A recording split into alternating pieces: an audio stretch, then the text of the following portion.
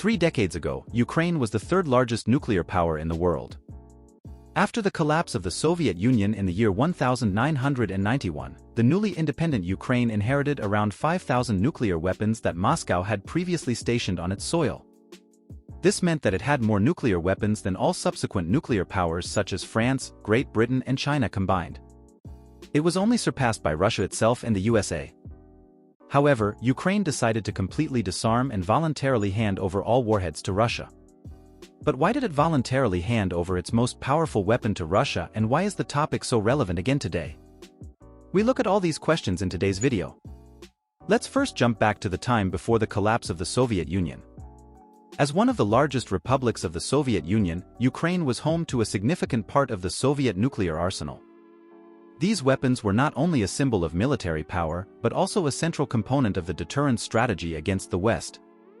For decades, the Soviet Union engaged in a nuclear arms race with the USA. At its peak, the two states together had around 70,000 nuclear warheads with a total explosive power of more than 800,000 Hiroshima bombs. By comparison, today both states possess around 14,000. The Soviet Union developed a wide range of nuclear weapons, from tactical nuclear weapons to powerful intercontinental missiles capable of reaching targets across the globe. And in order to have the greatest possible deterrent potential, the weapons were strategically distributed across the entire territory of the Soviet Union.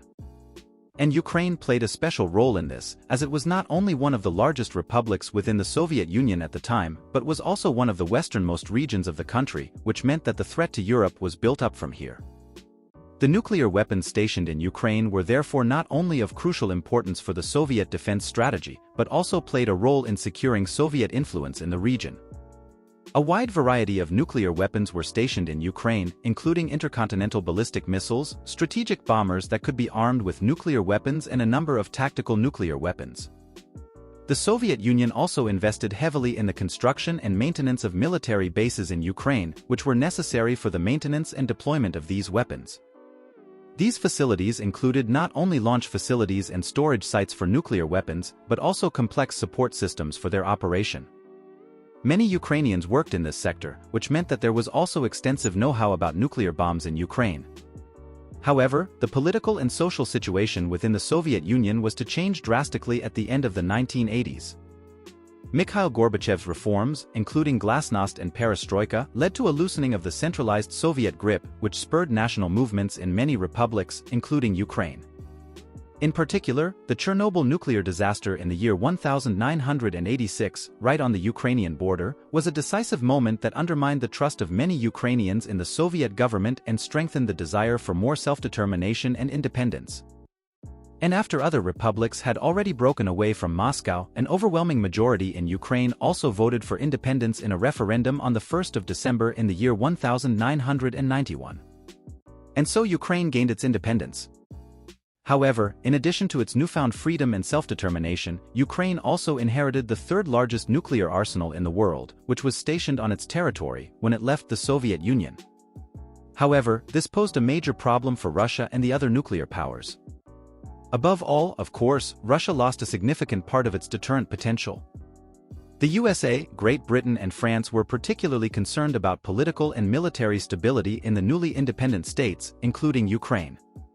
There were fears that maintaining nuclear weapons in these countries could lead to regional tensions and an arms race.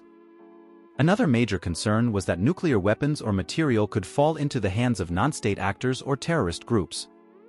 And so the international community pushed for Ukraine to disarm. This should be in line with global efforts towards nuclear non-proliferation and post-Cold War nuclear risk reduction. This sparked an intense debate on this topic in Ukraine.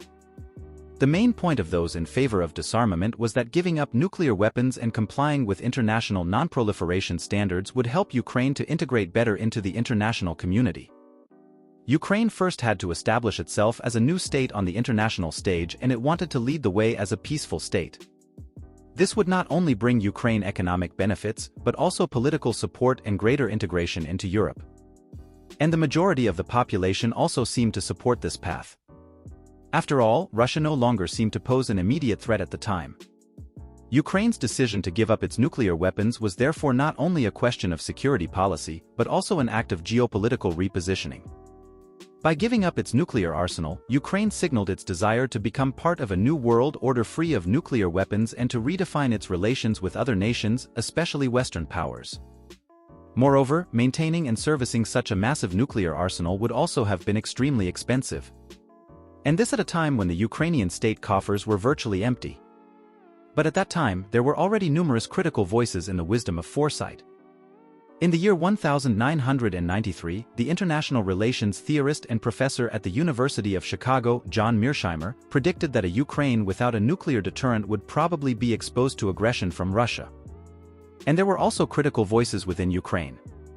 Volodymyr Tolubko, a former commander of one of the largest nuclear bases in Ukraine, warned in parliament at the time that Kyiv should never give up its nuclear advantage. In April of the year 1992, he told the assembly that it was romantic and premature for Ukraine to declare itself a non-nuclear state and insisted that it should keep at least some of its long-range warheads. However, those in favor of disarmament were in the majority and a compromise was eventually reached. Ukraine would give up all its nuclear weapons to Russia if the latter would guarantee Ukraine's security. And so the Budapest Memorandum was born, probably the most important treaty in the history of the newly founded Ukraine. It was signed by Ukraine, Russia, the USA, and the United Kingdom. But let's look at it in detail. Ukraine agreed to hand over all nuclear weapons on its territory to Russia. And in addition to the handover, Ukraine also agreed to remove or destroy the associated launchers and infrastructure in order to end the operational capability of nuclear weapons on its territory. In return, however, Russia undertook to provide comprehensive security guarantees. It was stated that the signatory states undertake to respect Ukraine's full sovereignty and territorial borders. No force or threat of force may be used against the territorial integrity or political independence of Ukraine. And nuclear weapons must never be used or threaten to be used against Ukraine. And so, in the months that followed, all nuclear weapons were handed over to Russia and the remaining infrastructure was rendered harmless. But as we know, in reality Russia later no longer adhered to this treaty. In the year 2014, it annexed Crimea, and in February of the year 2022, it launched an all-out war against Ukraine. Many Ukrainians today therefore see the signing of the Budapest Memorandum as a big mistake. We gave away the capability for nothing, said Andriy Zahorodniak, a former defense minister of Ukraine. Referring to the security assurances Ukraine received in exchange for its nuclear weapons, he added, "Every time someone offers us to sign a strip of paper, the answer is, thank you very much. We already had one like that some time ago. And that is why a contractual peace in the current war seems so far away.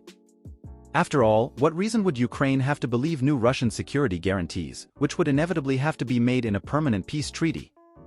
Trust between the two states has probably been permanently destroyed." And so the Ukraine expert Winfried Schneider-Dieters summed up the Budapest Memorandum with the following words: "The agreement is not worth the paper it was written on."